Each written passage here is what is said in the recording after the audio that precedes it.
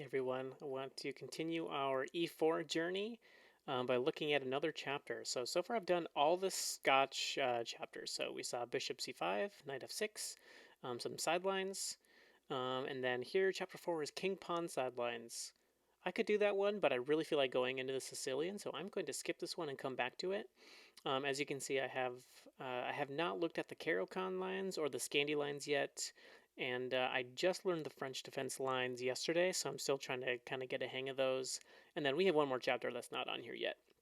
So let's go the Sicilian Alapin, Knight c2 with d5 to come, and see what we have here. I believe there's 10 lines in this one. Let's see, 117 moves. Let's see how we do. I'm always shooting for the perfect game, but it's not easy, I gotta tell you. This is what we're gonna go for in most of our lines. So here with this pin, we can actually defend the knight with this knight, right? I believe so. Okay, there's another line I think where the knight is on c6. We have to defend with the bishop. So I'm just checking, And can we go here? Is that the right? I think that's the move. I'm not so sure about it now. Whoa, what happened to my mouse? This looks right. I'm not sure what to do next though. Okay, h3, and then castles. Okay, so we lost the perfecto on the first line, but these ones are tough. I haven't studied the Sicilian lines as well as the Scotch lines, so I'll give myself a little grace here. Here we're going to accept the double pawns. These are fun ones too, so you can kind of defend this pawn tactically. Oh, that was a quick one. I think if we take here, this transposes to another line. I'm just reviewing these in random order. Here, okay, and I think here we play this move anyway. Oh yeah, this is a cool one. And here's the killer move, guys. E6, just putting that pawn all the way down. As you can see, this square is super weak, but more importantly, that knight is hanging. So that's free knight, and we are winning. Gotta be careful with the Sicilian guys. Gotta be real careful. Alright, so this kind of transposes into the other line, just a different move order. Here, what is the move? I believe it's here. I had a game where they went this way, and then you can push, and that's a winning advantage. Here, what is the move? I believe we actually sacrifice a pawn here. So here they take, we castle. They can't take our knight because the pawn is pinned. This queen is undefended.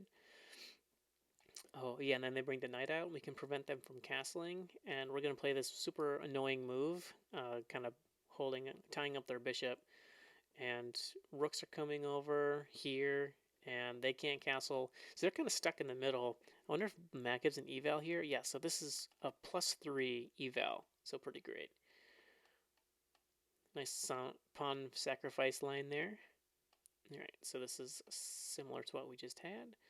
Take, okay, what is this?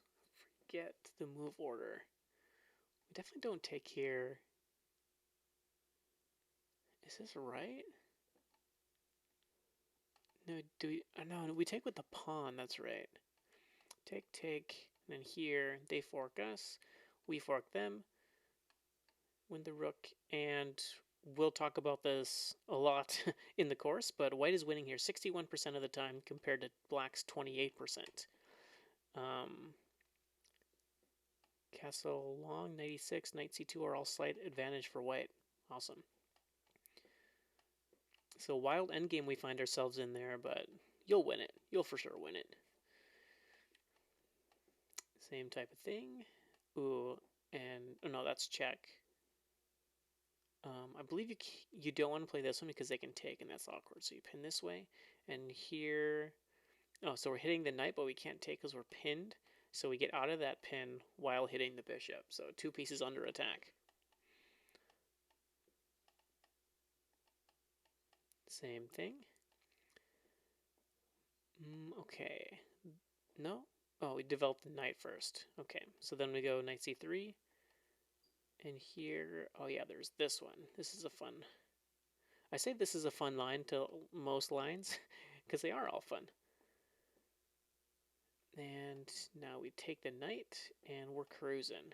So just got my knights developed out of order there. Network connection, please check internet.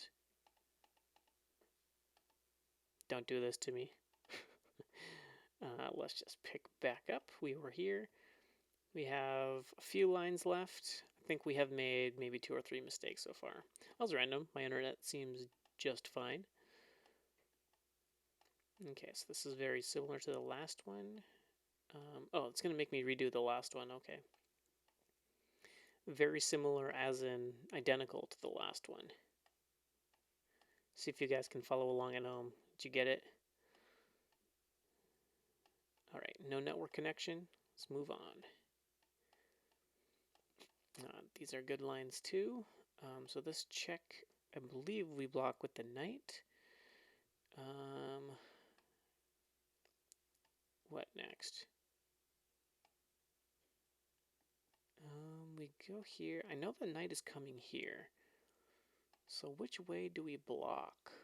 We don't block with the queen. Let's try this one. I'm pretty sure that's right, because yeah, we do knight h3 and then we can castle. Or is there something else? Yeah, we castle. Okay, this one you can't autopilot. So we actually have a little pawn sacrifice line here. This bishop has nowhere to go. Can't go here, here, because we have checks that'll win the bishop. And if we take back, we don't have such a great pawn structure. They're going to take here. That's a little awkward. So we can actually afford to play this move, get our knight a little closer into the game, and take back with the bishop this way. So tricky. Sacrifice a pawn. I have auto-captured that back so many times. It's like so deeply ingrained in my memory at this point. All right, so this is the line I was talking about earlier where we have to block with the bishop because now this is an actual threat. Ooh, and this one, so since the bishop is defending this square, we're going to push the bishop all the way up, and then play c4, d5, and we get a really good position out of it. Here, okay, so what's the follow-up? We take and get the queens off, then we play this check, or no, we need to defend here, right? Okay, so this one. All right. Hope you guys are liking the kind of positions we get ourselves into here. We try to organize the course so each chapter is about 10% of your games. Again, we don't want to just bombard everyone with theory and 100 different, 1,000 different lines to memorize or anything like that. You don't need that, especially as a club player. It's just way too much. I made the mistake of buying a D4 repertoire that was just so massive that I could never actually review it. And then you kind of get stuck in this weird state where you have a bunch of opening theory and you kind of vaguely remember it and you can't actually ever review it quickly. So that gets frustrating. Here's another nice endgame. Look at these terrible pawns. Not these ones. White is much better here. About 1.7, so borderline winning. Fun endgame to play around with.